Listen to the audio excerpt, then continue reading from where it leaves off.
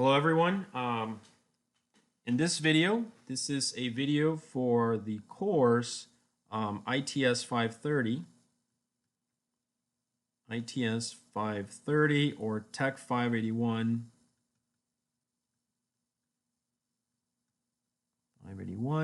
at Purdue University Northwest. This, of course, is the graduate course on applied deep learning.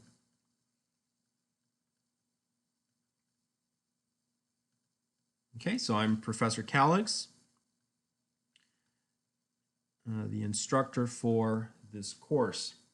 Okay, so just a few, just a little bit of information. Okay, so today, before we get started with today's topic, I just really quickly want to point out that you can always check the website here. You can see the link related to the course, so you can check the website for the course, and you can find a lot of information that might be useful for you. In particular, if you want to find the videos, you can click on this link. Also very important, you can always check the calendar to see where we are. So today's lecture, as I noted, is the lecture for March 24th, 2020. So I will be starting the topic of CNNs, or convolutional neural networks. Okay, so this will be the topic. Keep in mind for the students in the course, I received some requests to postpone the exam, and therefore I am moving the exam to March 31st. So that way you'll have a little bit more time. Given everything that has happened in the last 2 weeks, it seemed like a fair request. Right? So just a reminder that we're moving the exam to March 31st. I will update the calendar here to indicate that soon. Okay, so today's video will be about convolutional neural networks. As soon as I finish recording the video, I will post it on YouTube, and then you will see a link here, hopefully before 2 o'clock tomorrow when we were scheduled to meet. One thing I want to point out about this, if you remember, this topic at convolutional neural networks is an advanced topic in deep learning. And for those of you that may find this video on YouTube, I would recommend that before you look at convolutional neural networks, that you take a look at all the previous topics. In particular, you can take a look at this video, Deep Neural Networks. So this applies for anyone looking at the video or my students in the course. Even though this is the video on deep neural networks, I do actually in this video cover a little bit of some of the intuition of convolutional neural networks. Okay, so I do recommend that you look at this video if before you look at CNNs. All right, so today's topic is on CNNs, as I said, convolutional neural networks. I will be using my book for this. So for those of you that have a copy of the book, you can follow along on chapter 6 in convolutional neural networks. So I'm going to switch over to the document there, convolutional neural networks. You can see here. So this is our topic for this week, all right, CNNs. So today I will go over very basic intuition and description of convolutional neural networks. And so today I'm going to do just a lecture in this video, and then I will post this video for Tuesday. Then for Thursday, you can expect a lab type of a video where we're going to be using the Ubuntu virtual machine. And basically with the VM, we're going to write out the code and make some modifications and run it. Okay, and then at the end of that, you can expect that I will probably provide, give you some kind of a homework assignment related to convolutional neural networks. As I said, I remind you next week we will have the exam, and then following the exam, we will start the topic of recurrent neural networks. Just remember, with regards to the exam, it'll cover all the topics from the beginning of the semester up until before convolutional neural networks. And more information will be provided to you next week about the exam. All right, so I think that given that we're done with all of these instructions on how we're delivering the course online because of the whole coronavirus thing that's happening in 2020. So now we've cleared all that and we are ready to get started with the topic of convolutional neural networks. So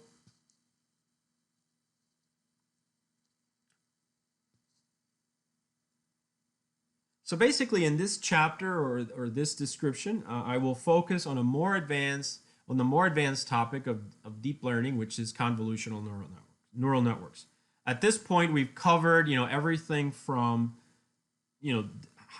introduction to TensorFlow, and then we looked at linear regression, logistic regression, neural networks, and deep neural networks, right? And basically, we have all that machinery and framework that will allow us to develop convolutional neural networks. Convolutional neural networks are actually basically just 60% of that code that you already know how to do, and then as you might imagine, now you need to modify the inference function, and really that's it. Not even so much the loss function or the other functions. However, I should say that the inference function now will need to call various other functions, okay, to be able to build this architecture. So this architecture is a lot more complex than previous architectures that we've looked at. Okay, so it's definitely one of the more famous topics in deep learning. So this type of technique, as you can see, has been used extensively in image processing. And it was really, back in 2012, it was really advanced convolutional neural networks that really brought deep learning into, brought it to the attention of the large companies and where they actually saw that deep neural networks were really powerful. So basically, convolutional neural networks have the capability to learn the features from the image data without human intervention. So the idea there is that, in the past, you would take, let's say, sorry.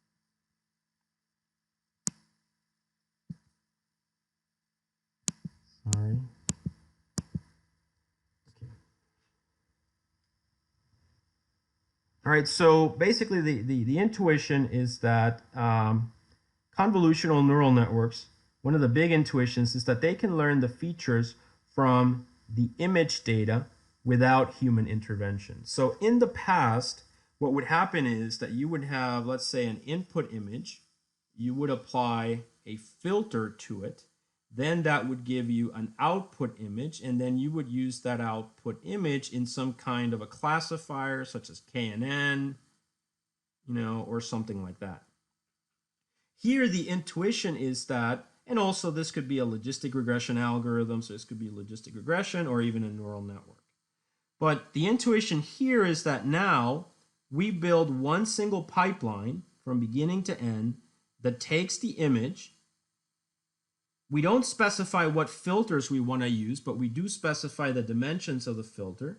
And then at the end, we provide the label. So we provide the input information, the output information. We specify these filters that I reference here. The only difference being that the filters that we have here actually have data. They have been, developed by human intervention, whereas these are just blank. We don't know what those filters are. However, the basic idea is that the pipeline will learn these filters, and so these filters will learn to process an input, convert it into an output, and then that output is processed by the rest of the neural network. And the information in these filters is really learned by the correlation of the labels that are here, and the features in the input vector. Okay, so that's the basic intuition of a convolutional neural network.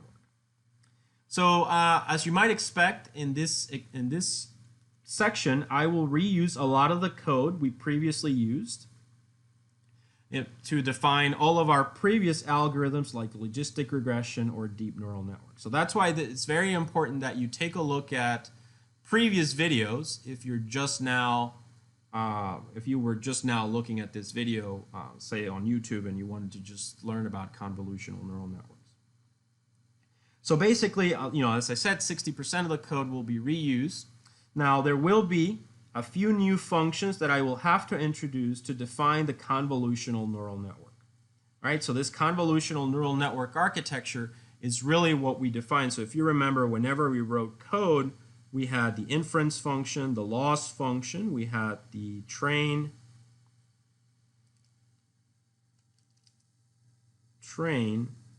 and we had the test function.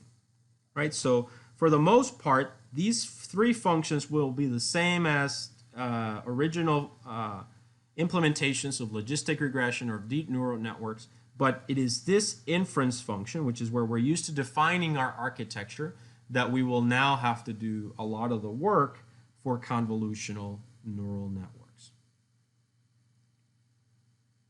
So there will be a few new functions to define the convolutional neural network architecture and to perform some new operations, but you will notice how much of the CNN code is similar to what we have done in previous chapters.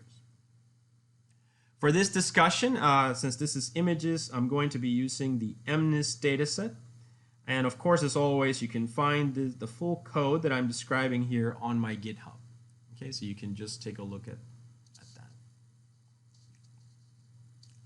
All right, so as you know, we're going to be using the MNIST dataset. So the MNIST dataset that we'll be using here is the standard.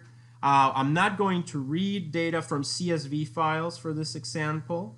So to keep things simple, instead we're going to use the built-in datasets library.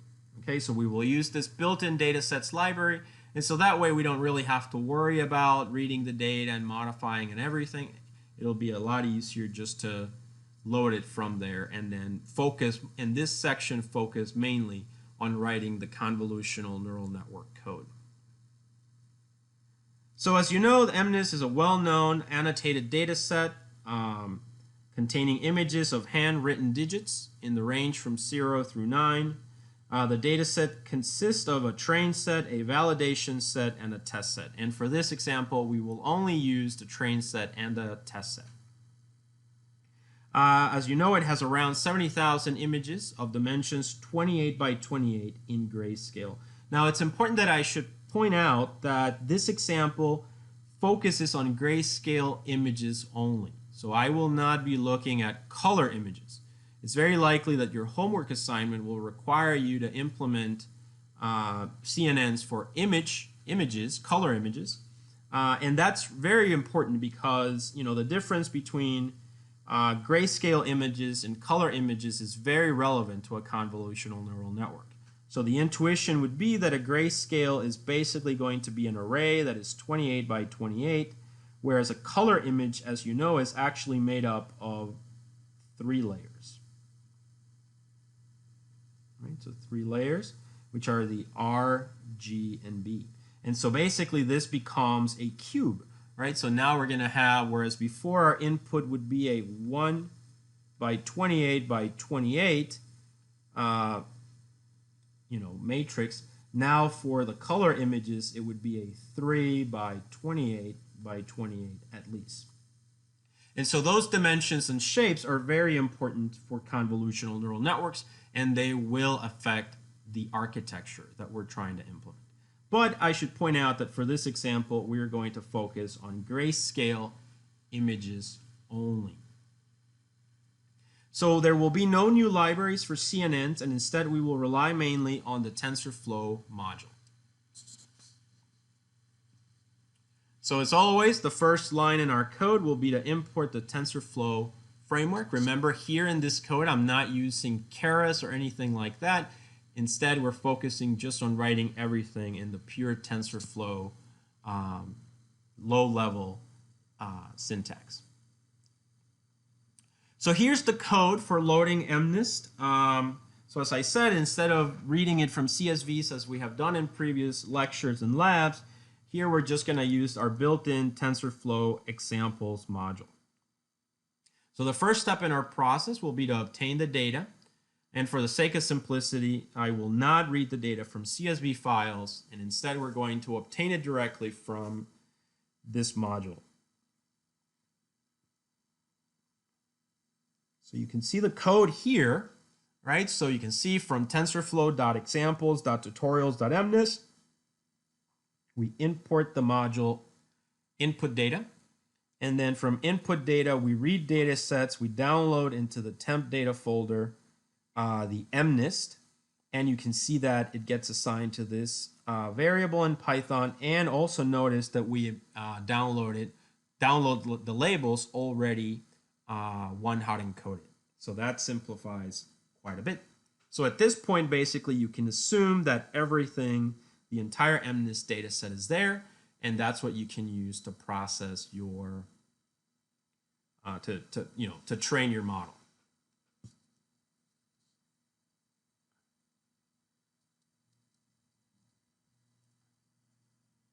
All right, so before we get to the code, I will provide a little bit of a description of what the convolution operation is. A convolution is it's an operation in mathematics.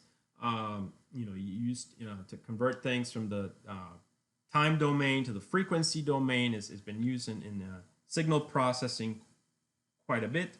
And so here it is applied to our operation. So, as I said, this is not a math course, so I'm not going to provide problems on how to do convolutions or derive things. Instead, we're just going to talk about the intuition behind what the convolution operation is and define basically CNNs as they relate to convolution. So the best way that I would describe convolution is that it's some kind of a type of a multiplication. Okay, so but with constraints or with additional conditions or steps. So, let's provide a formal definition. So what is a convolution? So convolution is a mathematical operation between two functions. So let's imagine the functions are f and g, right? So it's an operation between two functions. And basically this operation between two functions produces a new modified function, which we're going to call f convolution g. So this is a special kind of operation that involves the multiplication of two input functions with some additional conditions. So that's as far as I'm going to go with the definition of convolution. It's really that. It's basically a special kind of operation that involves the multiplication of two input functions with some additional conditions. However, to understand this better, let's think of an example. Okay. So as an example, and again in the domain of image processing, this could mean the convolution between function g, which is an image. So you might want to think of the function g as just an image. So it's just an array. And so we're going to do the convolution between function g and image with a function f, which will be a filter. All right. So the idea is, imagine you have some kind of an image, and now you're going to process it through some filter, right? And then that filter is going to produce an output image. So we have an input image and an output image. And the dimensions are the same, by the way. So the idea is, if you think about it, when you perform the convolution operation, imagine, I'm going to kind of do this in parts. Imagine this is the image at step 1, then it's step 2, then it's step 3, then it's step 4, and so on. So this little filter that we have here would be, you would do the convolution on a little piece of the image, and then that modifies that piece, and then we move in the next step, the filter moves to another part of the image, and then in the next step, the filter moves to another part of the image, and then in the next step, the filter moves to and so on. So it keeps, you can imagine that it just keeps iterating and going around the image until, imagine you had a whole bunch of numbers. So for instance, you had like 2, 1, 2, and then 0, 0, 0, and then 2 and 1, right? So your target is this image, you want, or this pixel, you want to change this pixel. So the way that you do it is that you take the original image, focus on that pixel, look at all the pixels around it, which are all of these, and then perform an operation. So for instance, you might take like the average of all of these. So the average of all of these, regardless if this was a 7 or whatever it was, the average of all of these is a number that, you know, is a number that is somewhere around like 0 or 1. Or 1, let's say. It's probably 1. So I'm going to say. So that's basically the operation. So that's usually, you know, filters applied to images. You know, you can take a whole course. It used to be that people, and some people I'm sure even today still take courses on image processing. And what they do is they spend a lot of time learning about all these kinds of filters, high pass filters, low pass filters, averaging filters, and so on, right? And so in the past, people would create these filters by experimentation, by hand, and then they would, you know, kind of process the images. And then once that was processed, those would become the inputs to the machine learning algorithm. That has changed somewhat with deep learning because you can build much more complex architectures now. And so given that you can learn very complex architectures, you know, now you can specify the filters, but as it turns out, the values in the filter and the operation are not defined initially. You just define the architecture. You tell the image will be, you will perform a convolution between the image and the filter. And then, because you have input images and you have labels over here, given that correlation, these values will be learned. Right? This is similar to when you're doing machine learning. You have an X matrix and you have a weight matrix, right? So what you're learning is the weights, right? You know, and that's basically what's happening here. So you can think of the filter kind of as a weight matrix, and you're learning those values. All right, so I'll repeat. So as an example, in image processing, this could mean the convolution between function G and image with a function F, a filter, to produce a new modified version of the image.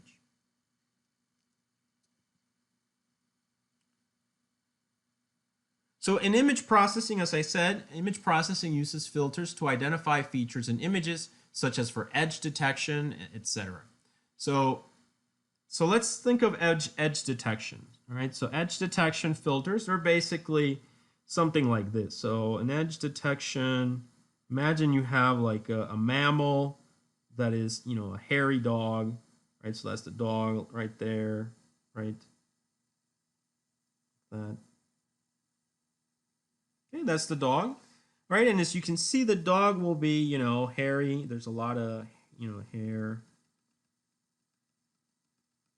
right? And then it's the dog is standing in front of a white background. So what's going to happen is you can build a filter that looks at the data, looks at all the pixels, right? And here, all the pixels, when I look at this pixel and then I look at the pixels around it, they kind of all look the same, right? They're all the same number or similar numbers. But once I get to this point, right, and I look at this point, and I look at the pixels on both sides of this pixel here, the center pixel, you can see that these have like high numbers. They're all kind of the same. And then here, there's nothing. It's all like a white background.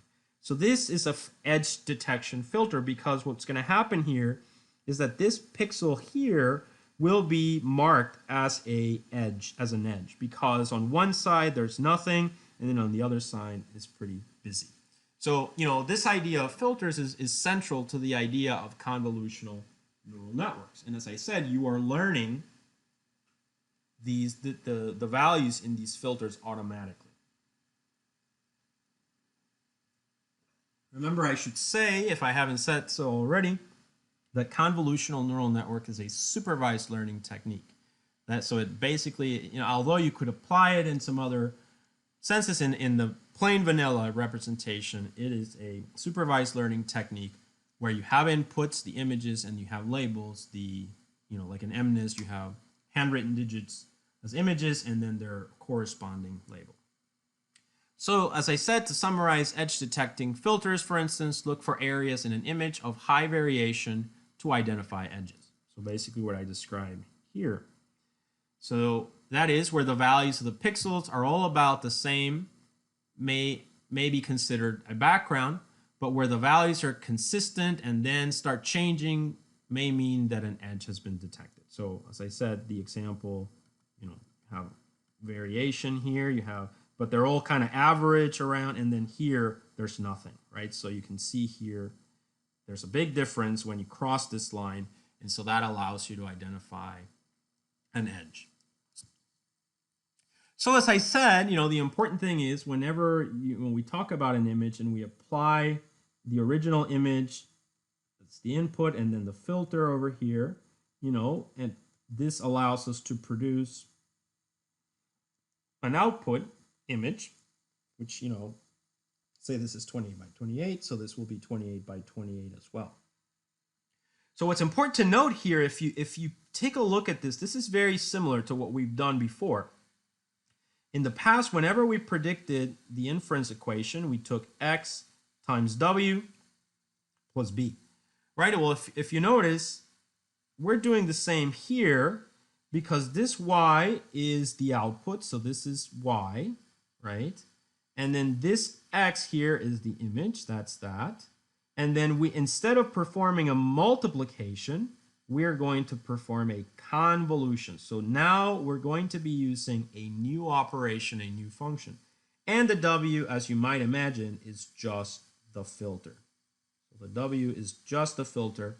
And of course, we're going to have some kind of bias that can be added and learned as well. All right, and so ultimately, everything that we learn on how to create our inference function can also be applied to a convolution operation, and very little has changed. So in previous sections, discussions of the course, we have multiplied a dataset matrix X with a weight matrix W. As I said, applying a filter to an image is a similar process where you multiply, or in this case, not multiply, but using a convolution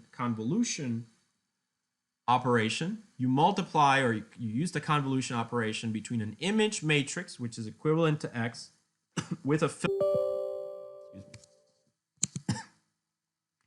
filter matrix, which is similar to the weights.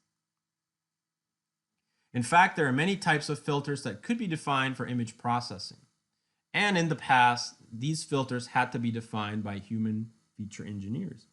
Turns out that people spend careers just building filters, and that has somewhat been changed by deep learning.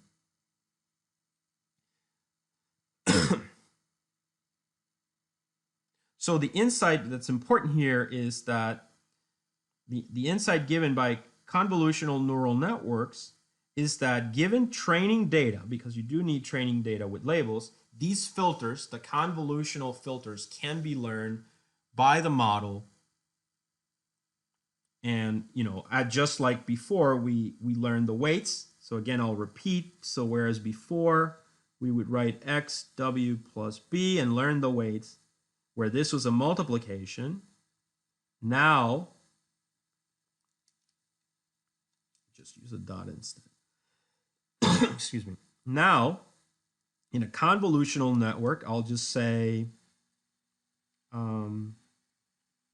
image out is equal to image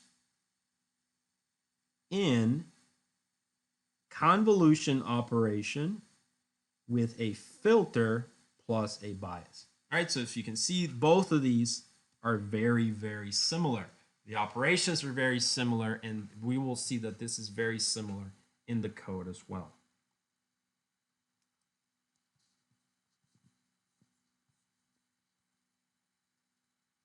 Now, another important idea is that, just like we could build neural networks and deep neural networks just for simple classifiers, we can now also build deep convolutional neural networks.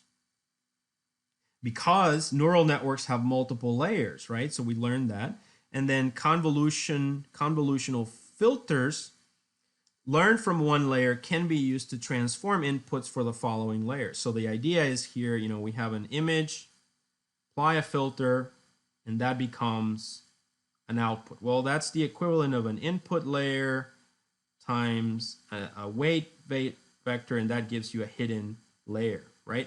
That processed image can now be processed by another filter, and then that filter gives yet another hidden layer. So 1 and 2, and so on. We can continue in that way. So convolutional neural networks now will just be layers that within them have other layers, right? So it have several little layers within the layer. So you can think of a convolutional layer as a little box with layers in it that will take, you know, the filter and produce a hidden layer and so on. And there's actually another operation or other layers that we could put in there as well. Okay?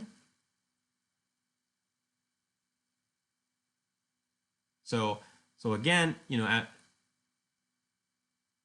because the neural networks have multiple layers, convolutional filters learned from one layer can be used to transform inputs for the following layer, and basically we can create deep convolutional neural networks.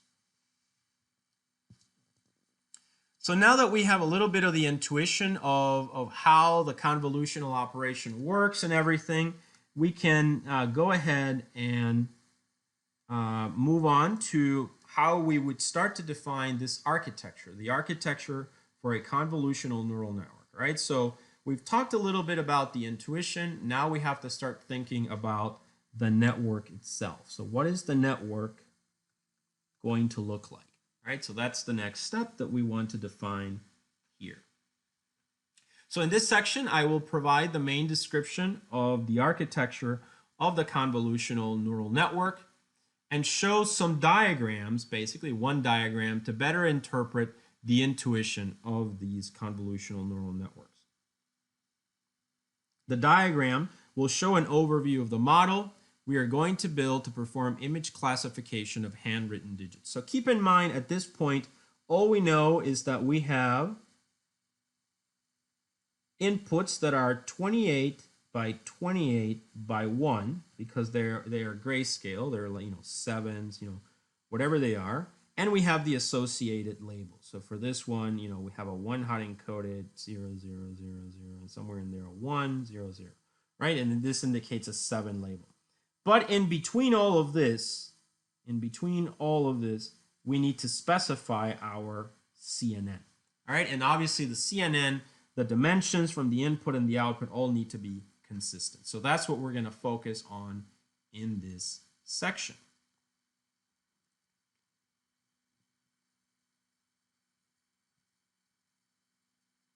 So we're going to build, you know, we could build multiple types of architectures.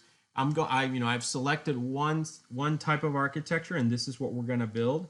And then when you do your homework assignment, you know, you can build convolutional layers, you know, or layers with more convolutions or more layers, different number of neurons, and the inputs will have to be color images. All right, but for now, let's keep it simple and let's focus on this example. So the CNN we're going to use as our example consists of the following layers. So we're going to have an input layer, the image, which is this one basically. All right, so let me mark it. Okay. Then it's going to have an output layer, that's this one over here.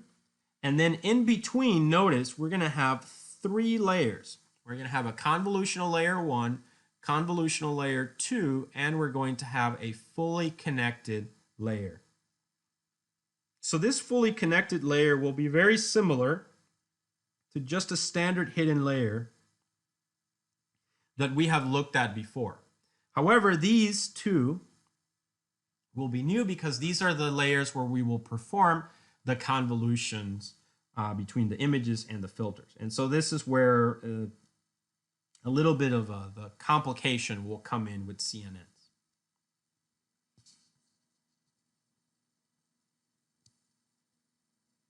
So there are many details that could be described to define the architecture of convolutional neural networks. However, implementing one in TensorFlow is not that difficult, honestly, especially because, as I said, 60% of the code is just everything that we've learned before for neural nets and deep neural nets, and it's really just in that inference function that where we have to use now quite a few different functions to make this happen.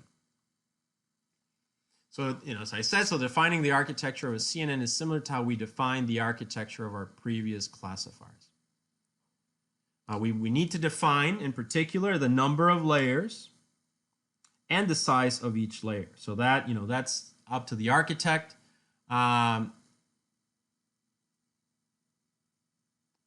one other thing that's important, of course, to remind you is that in our previous layer definitions, previous examples, the matrix multiplication, that TF mat mul operation, right, that I've always said does the heavy lifting in TensorFlow. So that matrix multiplication was our main operation. Remember that because these are called convolutional neural networks, we're going to be using a different operation. So this one will have to be changed to something else.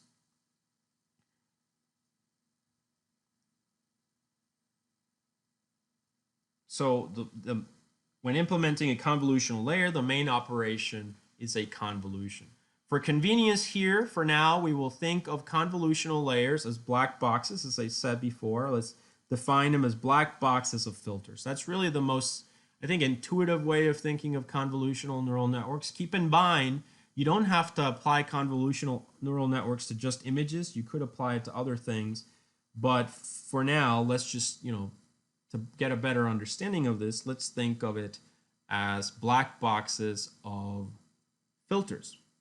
All right, and so these black boxes of filters will have inputs and outputs, and those will be basically the original image and then processed images.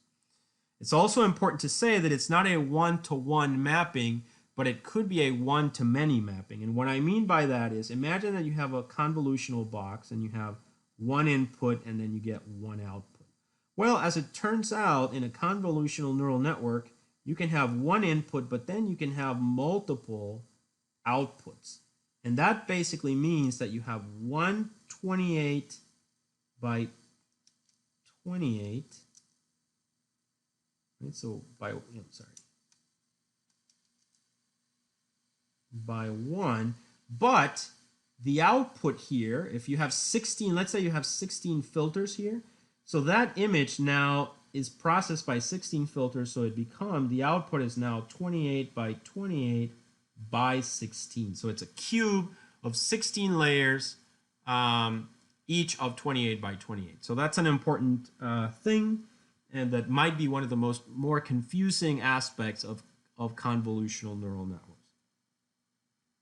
So for convenience, we will think of convolutional layers as black boxes of filters with inputs and outputs. Therefore, whenever we define a convolutional layer, we need to define the following. All right, so now we're going to start thinking like a deep learning architect. All right, and we have to define several aspects here. First of all, we will, this is just intuitively what do we have to define. Okay, so let's think about it. So let me erase this. All right, so the first thing we need to define, remember we have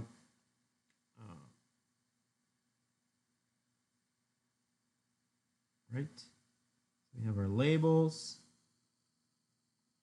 which is of size 10, and then we have our input, size 28 by 28. That's the input. Right now we need to focus on the entire architecture, and in particular what goes between the input and the output. So the first thing we need to think about is the number of inputs and the size of each input. Right? So in this case, the size of each input refers to the size of the image. So in the case of MNIST, the images are 28 by 28. So we know that there. We know that already.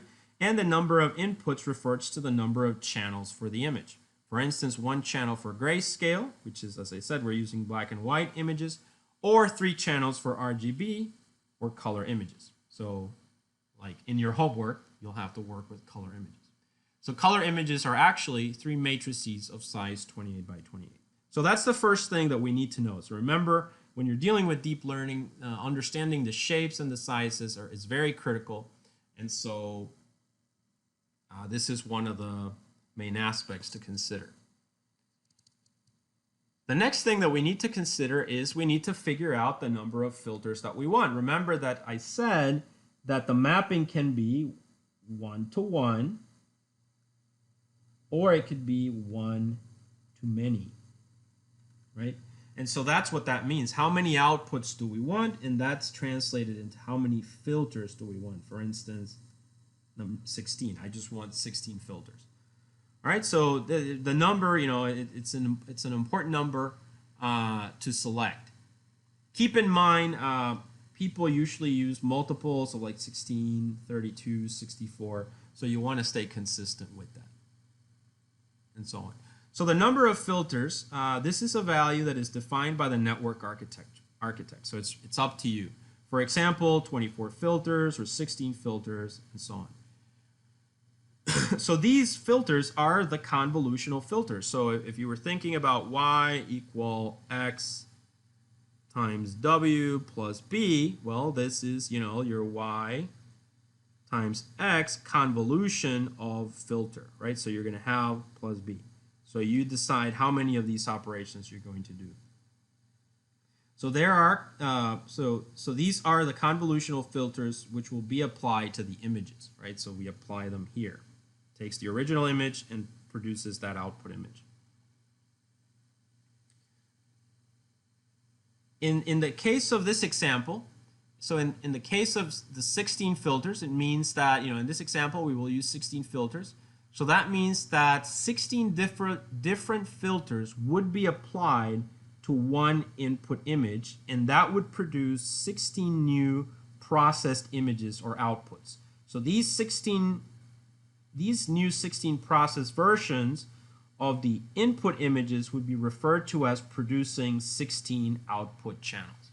All right, so you get one input, apply 16 filters to that input, and then you get 16 outputs. All right, and that's it. That's the convolutional neural network. Remember, it's not a multiplication like here. It'll be a convolution operation. But you will apply that filter to that image. Now another thing, once you talk about filters, you know, you're also going to define the size of it. So if you notice, when I discussed this earlier, you saw me draw like an image and then a tiny little filter that was applied, and then I did the sliding of it. So that's the same idea here. So the size of the filter just means that this is going to be 5 by 5, for instance, whereas this image is 28 by 28, and so on. So the size of the filter is also defined here. So for instance, a filter of size 5 by 5, which is what we will be using for this example.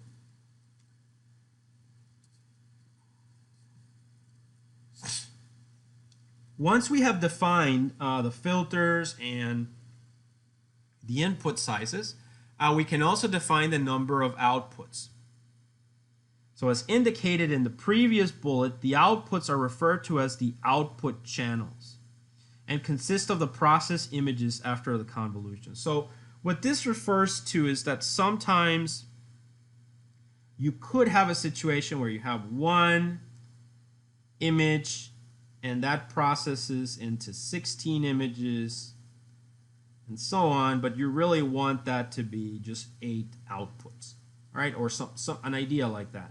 All right, so that's basically what this means. And this is becomes useful as you start creating multiple layers of the convolutional neural network.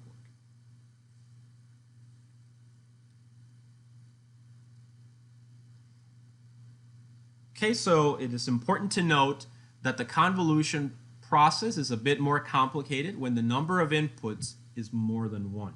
All right, so for instance, if you have color images or when you have 2 layers, right? So obviously if the output of this is 16, then now this layer has 16 inputs. And so that's what this refers to. It is important to note that the convolution process is a bit more complicated when the number of inputs is more than 1.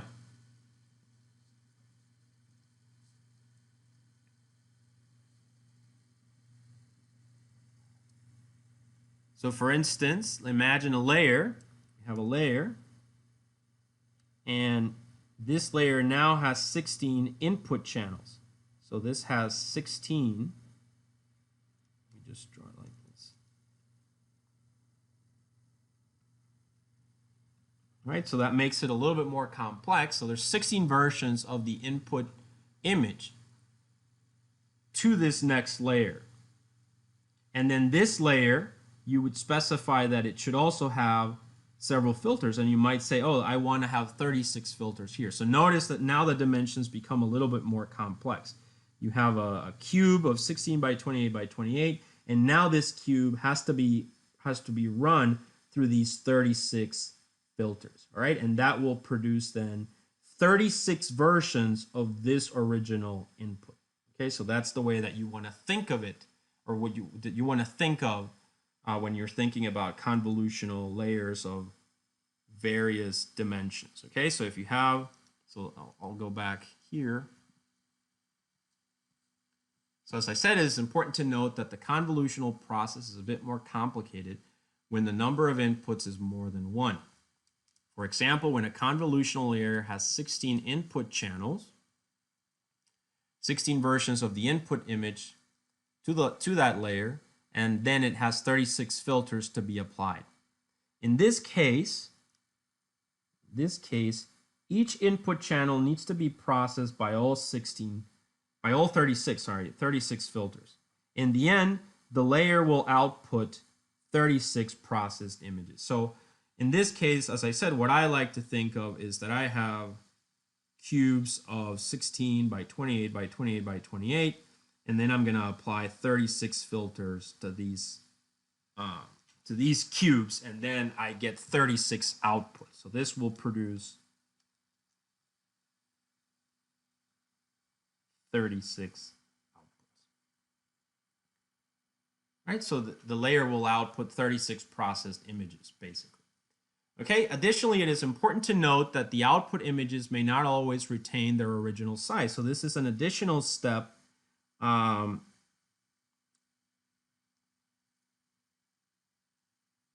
This is an additional step, and this is called max pooling. So this is called max pooling. I should make a note that another way of thinking about this operation is that you take each of the 16 inputs that are 28 by 28 and you run it through each of the 36 filters, right? So you would run, the 36 filters, and then you do some kind of an average operation on the input images. But at the end of the day, you need to specify what your output is. So as I said, usually what I like to think of is, if I have an input that is 16 by 28 by 28, maybe you can think of that as being average. That's another way. And then that average is run through 36 filters to get 36 outputs. Okay, so what's important is that just like with the bias, if you remember when we had a bias, the bias is dependent on the output layer. The outputs are also dependent on the filters. All right, so each filter determines what the number of, so the number of filters that you have determines the number of outputs that you will have. This will become, so once we do the code, I think this is one of the parts that's a little bit more complicated to see without looking at the code. So once we look at the code, this should become clear. All right, so additionally, it is important to note that the output images may not always retain their original size. Okay, so for instance, the images originally were 28 by 28 for MNIST, but as we start going through the layers in the convolutional neural network, the images will be, or you could shrink them in size. And the idea here, I think you might remember that I've said before in previous lectures that whenever you build a deep neural network, you want to make sure that the layers get smaller and smaller, right? So if you have, let's say 784, then you want your next layer to be 200, and then 100, and so on. You don't want them to be the same size as the original layer, or you don't want them to be very close. Because you want to force the model to learn with less, right? And that's the same idea here.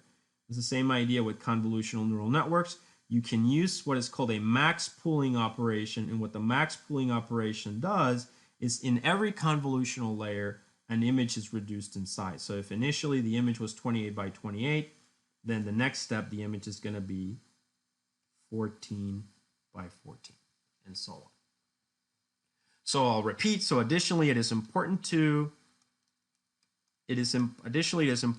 note that the output images may not always retain their original size, e.g. 28 by 28 for MNIST. Instead, after each convolutional layer, the processed images may be downsampled. And this is called max pooling, or the max pooling operation. In our example that we're working on in this lecture, we will downsample from 28 by 28 to 14 by 14 and then to 7 by 7. Okay, so that will be the objective.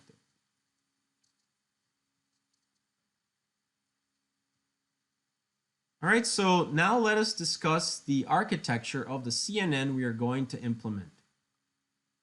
So the CNN will have the following characteristics.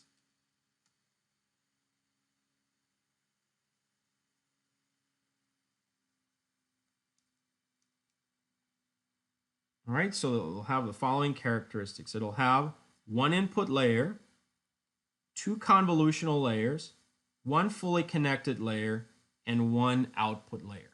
All right, so that's what we're going to build. The input layer will consist of images of 28 by 28 with one channel. Remember, that means they are grayscale. The first convolutional layer will have 16 filters. Each filter will be of size 5 by 5. Now, given that it has 16 filters, its output will be 16 process images, or 16 channels. And then we are also going to, these images will also be downsampled to 14 by 14 in that first layer. Okay, and that will be for the max pooling operation.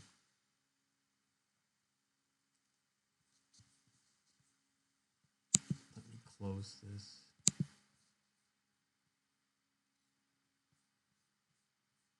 Okay. In the second convolutional layer, we will have 36 filters.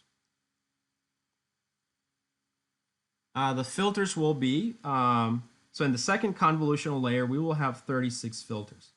The filters will be 5 by 5, and we're going to specify that we want the output, so kind of, you can think of it as a black box. Here's the input, here's the 36 filters that we have. We also have filters of size 5 by 5, and then, by the way, make sure that I only get 36 processed images or 36 channels. Right, so you can specify that, and then the convolutional neural network will figure out how to process that for you. And we will downsample the images to be 7 by 7. Okay.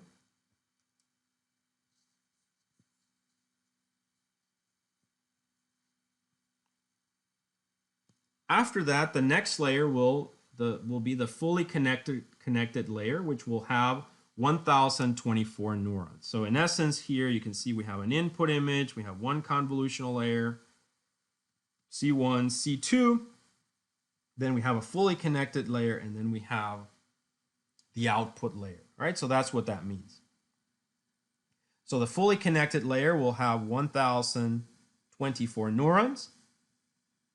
And this layer is basically a normal layer. It's just a layer like any other layer that we have looked at before. This is a normal layer that will connect the outputs, which are these, the outputs, right, which is size 10, and to the second convolutional layer. So it's basically the layer that connects these two together. Right, so that's going to be called the fully connected layer. So this is a normal layer that will connect the output of the second convolutional layer to the output layer. This output layer, as you know, has 10 nodes, which represent the 10 classes in the MNIST dataset. And here it is. Here is the graph. Okay, so let me make this a little bit smaller. And this diagram represents a neural network, right? A convolutional neural network. So you can see here we have basically everything that I just described. We have the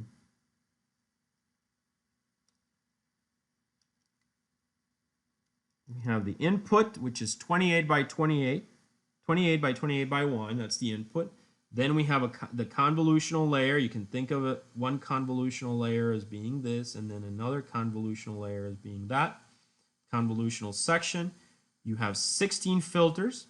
So that will take the original image, 28 by 28, and now get 16 images. But they are max pooled, so that means that they are shrunken in size from 28 by 28 to 14 by 14. All right, then this becomes the input to that. And you're going to take this object that is 14 by 14 by 16, and you're going to apply to this object 36 filters. Okay? And then that will give you 36, an output that is going to be 36 versions of this, if you will. So this, 36 versions of this, except that it's also max pooled. So from 14 by 14 is going to be reduced in size to 7 by 7. All right, and then that output, this object, write it over here, which is 7 by 7 by 36. So this object that is 7 by 7 by 36 will be the input to the fully connected layer, which has, as was indicated, 1024 neurons, and then finally that is fully connected to the output layer, which is basically the labels. Remember, if it's a 7, right? So, and so on. Okay, so that is the graphical version of everything that we have described, that I've described in the previous example. So this is your network from input layer to output layer, 2 convolutional layers, 1 fully connected, and then within this you specify the number of filters, the number of outputs, and the max pooling operations, and that basically is your network, your CNN architecture. So based on the previous characteristics, we can define our network architecture dimensions as the input layer is 28 by 28 by 1. The convolutional neural layer output is 14 by 14 by 16. The convolutional layer 2 output is 7 by 7 by 36. The fully connected layer is 1024. And the output layer is 10. Okay, and that is our so that's our network.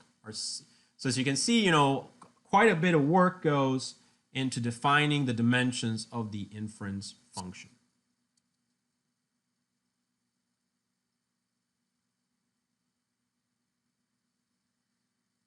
All right, in the next section of the code, as you can see here, I'm going to start describing how to write the Python code that we need to